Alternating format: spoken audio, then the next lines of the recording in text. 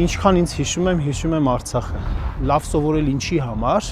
այդ ինչի համարներից մեկի պատասխանը Արցախն էր։ Գիտեք, մի տեսակ հիմա ինձ շատ եմ մեղադրում, ասում եմ ինչի ավելի շուտ չէի գնացել։ Եթե մենք մի րոպե դադարեցնենք այդ պայքարը, մենք շատ պարզ պետք է իմանանք, որ այստեղ էլ չենք լինելու, այստեղ մենք չենք լինելու։ Արցախի վերադարձը մեզ տալիս է դրդապատճառ լինելու ուժեղ։ Ամենաշատը Գանձասարը։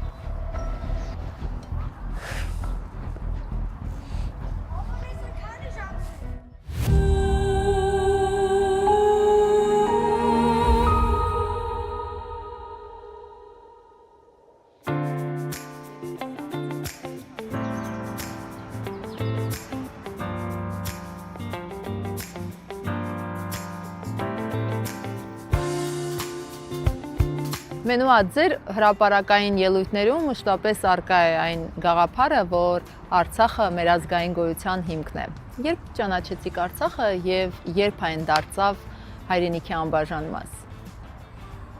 Ինչքան ինձ հիշում եմ Արցախը։ Յուրաքանչյուր մարդ փորձում է հիշել իր կյանքի առաջին հիշողությունները,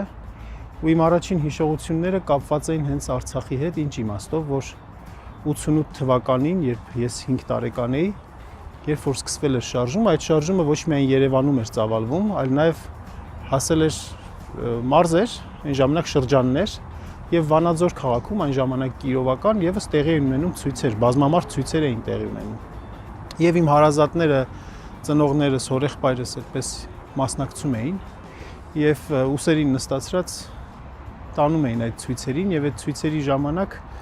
ես էլ ինձ մի պահ կարևորված զգացի, որովհետև իհարկե ծնողների սովորացրած բառակազմով, բառերով ելույթ ունեցա շատ կարճ, ելույթի իմաստը այն էր, որ ով եմ ես, քանի տարեկան եմ եւ ինչ եմ պահանջում։ Պահանջեցի ՍՄԿԿ կենտկոմից Ղարաբաղը հանձնել Հայաստանին։ Եվ հենց այդտեղից սկսվեց իմ հետաքրքրությունը, ես ինչ հասեցի, հետո սկսեցի մտածել, թե ինչ էր ՍՄԿԿ կենտկոմը, Ղարաբաղը ինչ էր, ինչի պետք է հանձնեին Հայաստանից, այդպես սկսելով, հետաքրքրվելով ծնողներից, հարազատներից, հարցնելով, սկսվեց իմ արցախյան տարեգրությունը։ Իսկ երբ արդեն առաջին անգամ գնացիք Արցախ։ Հետո սկսվեց բռնագաղթը եւ այն գյուղում, որ ես դպրոց էի գնում, ի սկզբանե թուրքաբնակ էր։ Եվ ադրբեջանցիները երբ հեռացան, այնտեղ եկան մեր հայրենակիցները Բաքվից, Սումգայիթից, Գանձակից, Հյուսիսային Արցախից, Գարդմանքից, Արցախից նաեւ։ Եվ ես սկսեցի զգալ այդ տարբերությունները խոսվածքի մեջ։ Ինչու են այս դասարանցիներս, այս երեխաները այսպես խոսում, այլ կերպ խոսում, քան ես։ Եվ գնալով ավելի ու ավելի սկսեցի հետաքրքրվել, ինչ է տեղի ունենում։ Հետո երբ որ մութ տարիներն էին, երբ որ լույսերը երբեմն երեկոյան տալիս էին, բոլորը հավաքվում էին հեռուստացույցի դիմաց եւ տեսնում էին ինչ է տեղի ունենում, արդեն պատերազմներ ընթանում։ Կադրերն էինք նայում, արկեր էին պայթում, տանկերն էին աշխատում։ Հետո Վանաձոր քաղաքում մեծ սև այդ ժապավեններն էինք տեսնում, որի վրա գրված էին առաջին զոհերի անունները։ Ես շատ լավ հիշում եմ Լիպոյի անունը, Վանաձորցի, Սոսի Նաղրանյան։ Անգամ ավելի մոտենում էր մեզ այդ ամենը եւ հենց մեր գյուղից, մեր դպրոցի շրջանավարտներից Կարեն ունեինք Հայրապետյան, ով ծանր վիրավորում ստացավ։ Կուտուզը իմ քրոջ այդպես ընկերներից մեկը։ Այդ ամենը մենք շատ մոտ էինք զգում եւ մեր ընտանիքում էլ ստանալով դաստիարակությունը, հետաքրքրվելով ընդհանրապես հայոց ազատամարտի պատմությունից, մեր կյանքը սկսում էինք իմաստավորել որպես երեխա այդ ժամանակվանից ինչպես ապրել, լավ սովորել ինչի համար,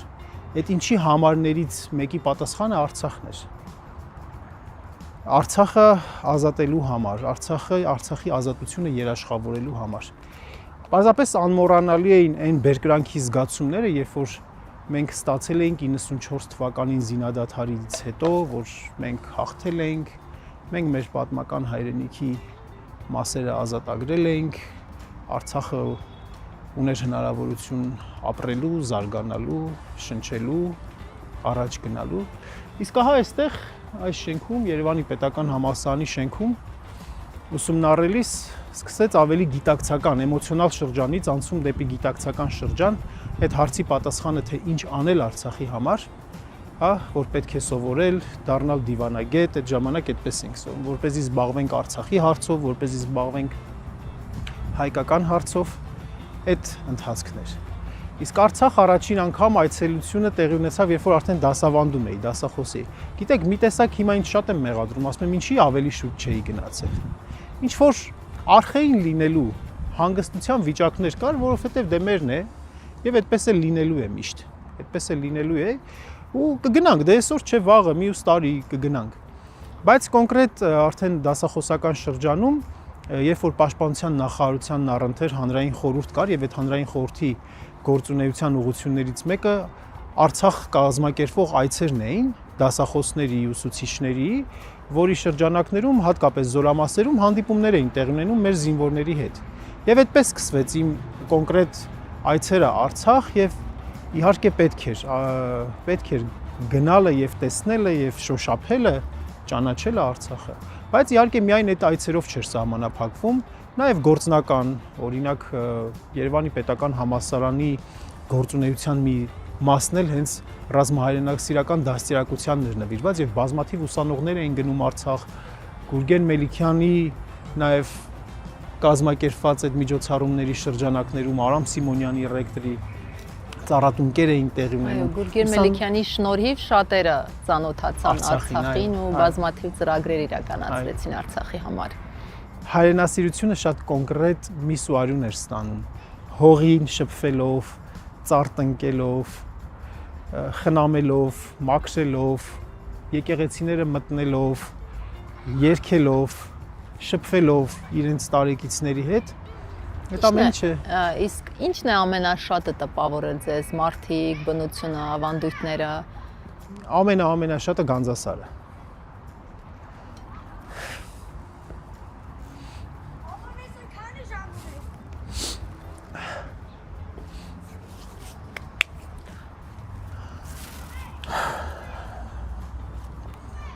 Գանձասարը եւ Եսայի Հասան Ջալալյանի տապանակարը, նրա գերեզմանը, դեպ ես 8-9 տարեկան էի, երբ որ կարդացի Դավիթ Բեկը եւ այնտեղ հենց Արցախի նկատմամբ նաեւ սերը Ռաֆու այդ գեղեցիկ նկարագրությունների միջոցով այդ Արցախ աշխարհի այդ առասպելական պատմությունները, մելիքների պայքարը, նրանց նիստուկացը կամ Խամսայի մելիքությունները, երբ որ կարդում էինք հետո, եւ Եսայի Հասան Ջալալյանը այդ կերպարներից մեկն էր Դավիթ Բեկի հետ միասին, Մխիթար Սպարապետի հետ միասին, որ այդ անհնար վիճակներում մարդիկ մեծ ճիգ գործադրեցին եւ իրենց ազատամարտը մխրճվեց մեր պատմության մեջ, հետագա սերունդների գիտակցության մեջ, որ չի կարելի հարմարվել եւ պետք է կաշվից դուրս գալով էլ լինի ու միշտ այդ կերպարը սրտից մեջ, երբ որ առաջին անգամ այցելեցի Գանձասար, դա ամենամեծ տպավորությունը իմ վրա թողեց Արցախի ինձ ամենաշատ սիրելի դարձնող հանգամանքներից մեկը Գանձասարն էր։ Ես մտապատկերներ էի ինձ համար ստեղծում նաեւ այդպես Գանձասարի ֆոնին, օրինակ Պարքև Սրբազանի կերպարը շատ տպավորիչ էր։ Ցնցող էր ինձ համար Արտուր Մկրտչյանի սպանությունը։ Եվ ես նույնիսկ այն ժամանակ 92 թվականի ապրիլի 14-ին այդ պատմությունը իմանալով Արտուր Մկրտչյանի գործունեությունը, նրա կերպարը իսկապես ինձ համար ցնցող էր եւ նույնիսկ այն ժամանակ ստեղծագործում էլ էի երեխա վիճակներով, այդպիսի ստեղծագործություն էլ գրեցի Արտուր Մկրտչյանի հիշատակին ստեղծագործություն էլ գրեցի։ Կարող եք հիշել մի պատմություն, որը ցույց է տալիս Արցախցու տոկունությունը, կամքը ձեր այդ այցերից Արցախ կատարած։ Ամարաստանող ճանապարհին ես 100-ամյա թթենիներ էի տեսնում։ Հաստաբուն մեծ թթենիներ, որոնք որ, չգիտեմ, շատ ծեր էին, շատ երկար կյանք ունեին, բայց այդ թթենիները շատ խնամքով էտվում, մշակվում էին ու դա ցույց էր տալիս այդ հողի նկատմամբ այդ մարդկանց կարճած լինելու, այդ հողը սիրելու ու իրենց հազարամյակների հայրենիքի հետ շատ օրգանական կապով կապված լինելու հանգամանքը։ Դա շատ տպավորիչ էր։ Տպավորիչ էր նաև այն, որ հայաթափումից հետո մեր տուն եկան մարդիկ, մի ընտանիք եկավ, որտեղ պապիկը Բերթաշենից էին։ Պատմում էր, թե հողի մեջ ամեն թորան նշանվելու կապակցությամբ գինի էր պահել ինքը, կարաս էր պահել։ Երևի պետք է այս պատմությունները իմանալ, այս պատմություններին շատերը տեղյակ լինեն, որպեսզի կարողանան խորքային ձևով պատկերացնել, թե մենք ինչ ենք կորցրել, ու որպեսզի իրենց մեջ լինի ուխտ երթում, որ կյանքի իմաստներից մեկը դարձնել մեր ժողովրդի, մեր հայրենակիցների, մեր իսկ հավաքական եւ արժանապատիվ վերադարձը մեր Արցախ։ 2020 թվականի պատերազմից հետո եք եղել Արցախում։ Իհարկե։ Ամենաշատը ի՞նչն է ձեզ հուզել արցախցիների հետ հանդիպումների ժամանակ։ 19 թվականին ամռանը այնպիսի վիճակ ստացվեց, որ մի քիչ երկարատև ժամանակ կար հանգիստ լինելու 19 թվականի եւ ընտանիքով, երեխաների հետ միասին եւ նաեւ ընկերոջս հետ իր ընտանիքով այդպես որոշեցինք, որ այս ամռանը երեխաներին անպայման տանել Արցախ, ման գալ, գնացինք, լավ ման եկանք, լավ։ Հետո մի տեսակ այդպես հետ գալուց ինչ որ sense անբացատրելի կարոտի զգացումով էինք հետ գալիս։ Առաջ այդպես չէր, առաջ որ գնում էինք, հետ էինք գալիս, նորմալ, դե ոնց որ մեր երկրի ցանկացած այլ կողմ գնում ես, հետ ես գալիս, նորմալ։ Էլի կգանք, հա։ Այդ անգամ մի տեսակ ինչ որ բան կար, անբացատրելի կարոտ կար ու բոլորս էինք զգացել։ Իրար հետ որ խոսում էինք, որ ինչ որ մի տեսակ կարոտով էինք դուրս գալի, հատկապես Քարվաճառից հետո արդեն երբ որ բարձրանում էինք դեպի Վարդենիս այդ ճանապարհին։ Մինչև պատերազմը սկսելը պետք է գայի Արցախի պետական համալսարան, այնտեղ ինստիտուցիոնալ հավատարմագրում պետք է անցներ։ Հետո պատերազմը եղավ, այդ ամեն ինչը հետաձգվեց, բայց պատերազմից հետո 21 թվականի գարնանը մարտին մենք եկանք Արցախ եւ հանդիպեցինք ու ապշեցուցիչ էր պարզապես, որ այդ տրավմայի պայմաններում երբ որ գրեթե յուրաքանչյուր ընտանիք կամ յուրաքանչյուր տոհմ կորուստներ էր կրել, այդ պայմաններում մարդիկ բնականon ձևով աշխատում էին, կրթություն էին ստանում, դասախոսություններ էին լինում, գրադարանային գործ, համալսարանի բարեկարգում, շինարարություն եւ ժենգյալով հաց եւ մարդիկ համալսարանի ղեկավարությունը մեզ անընդհատ փորձում էին այդպես ուրախ պատմություններ պատմելով, հետաքրքիր նշխարներ Արցախյան բանահյուսությունից ներկայացնելով, որպեսզի մենք մեզ բանը զգայինք, ուրախը զգայինք եւ լավը զգայինք։ Այդ դա շատ տպավորիչ էր եւ ցույց է տալիս իսկապես Արցախցու այդ մեծ ուժը, որ իր կորուստը բոլորինս է իհարկե, բայց շատ ավելի մեծ քանակությամբ հենց արցախցիներն են կրել։ Տեսակարար կշռով երբ որ նայում ենք, հենց արցախցիներն են կորուստը, ամենամեծ կորուստը արցախցիներն են կրել։ Տասնապատիկ, անգամ 20-ապատիկ ավելի շատ։ Բայց այդ ամեն ինչը իրենց մեջ պահած հյուրերին ու հյուր բանի իմաստով էլի, այդպես շատ հարաբերական իմաստով աշխատում էին իրենց տրամադրությունը բարձր պահել։ Իսկ այդ օրերին պատերազմից հետո, որ Արցախում էիք, կանխազգում էիք վտանգը։ Ոչ, իսկապես չէ։ Այս իշխանությունների վերընտրվելուց հետո մեզ համար ավելի հասկանալի էր դառնում, որ ամեն ինչ գնալով վատանալու է։ Մենք այդ ամեն ինչ արդեն տեսնում էինք, հետազոտական հայացքով էինք նայում, հասկանում էինք, որ լավ չի լինելու իհարկե,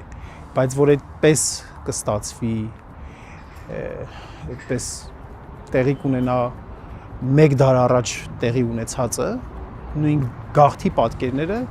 ոչ ոք չէր սպասում։ Մենք իհարկե փորձում էինք մեր հայակվե ազգային քաղաքացիական միավորում իր փոքրիկ ջանքերի շնորհիվ փորձում էր այդ ամեն ինչի դեմ առնել եւ հենց ստորագրահավաքը որ սկսեցինք դա Արցախը պաշտպանելու համար էր եւ մեր ստեղծվելը հենց կապված էր Արցախի պաշտպանության հետ, բայց իզորու չեղանք, որովհետեւ այնպիսի իրավիճակ էր ստեղծվել, որ հայ ժողովուրդը պառակտվեց, ջանքերը փոշիացվեցին, միասնականությունը փլուզվեց եւ դրա արդյունքում տեղի ունեցավ այն ինչ որ տեղի ունեցավ։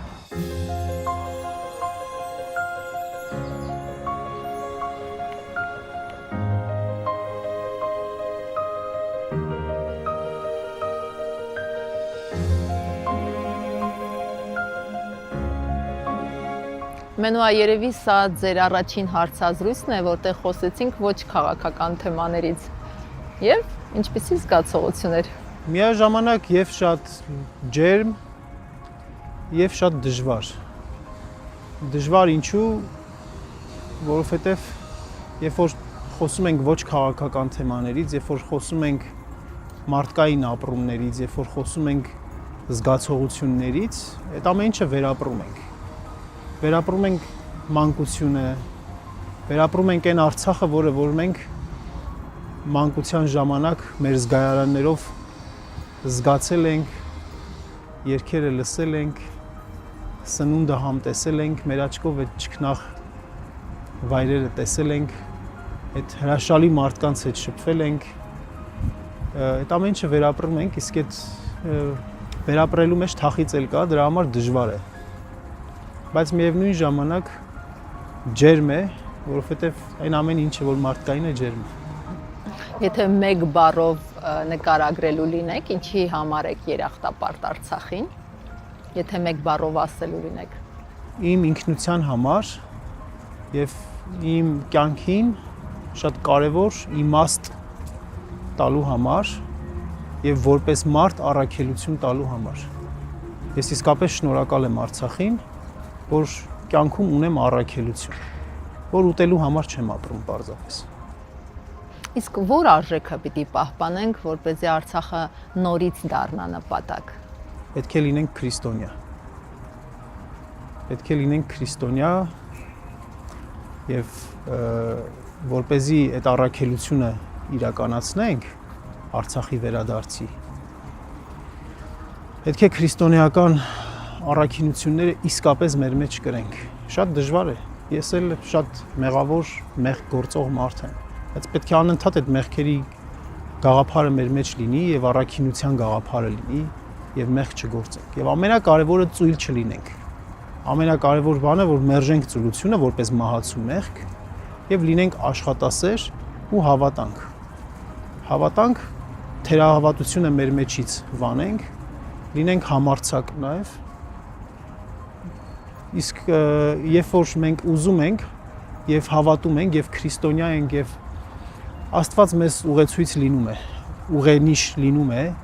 մեզ ուղղություն ցույց է տալիս։ Ինչ որ նշաններով, ինչ որ լուսավորումներով մեզ այդ ուղղությունը ցույց է տալիս։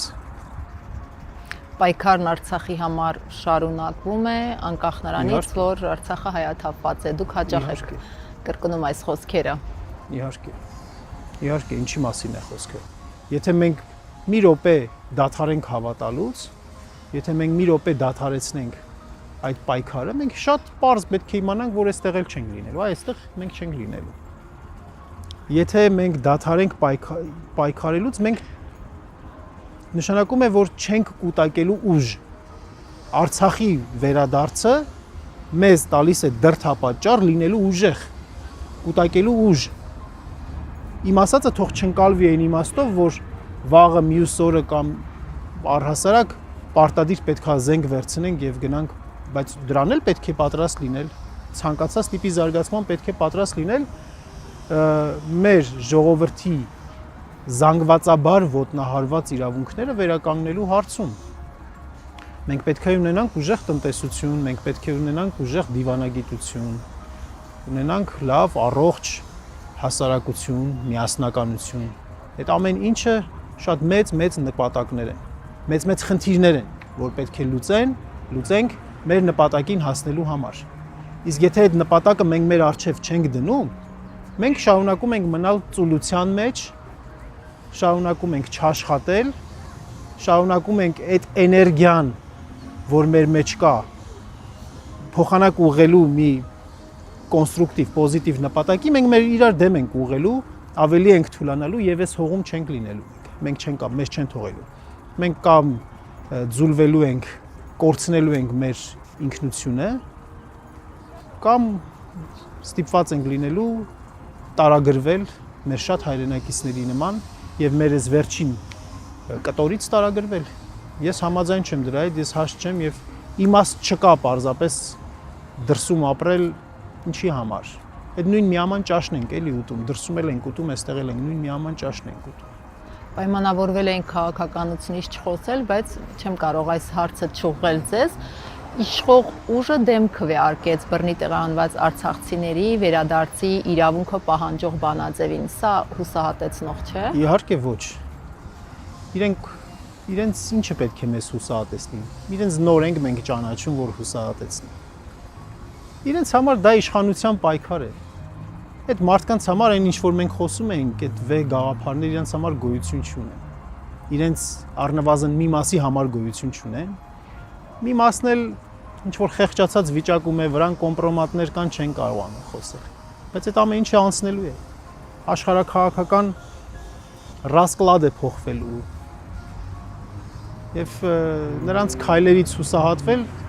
իրենք իրենց շատ լավ կզգային, եթե մենք իրենց քայլերից հուսահատվեինք։ Իհարկե ոչ։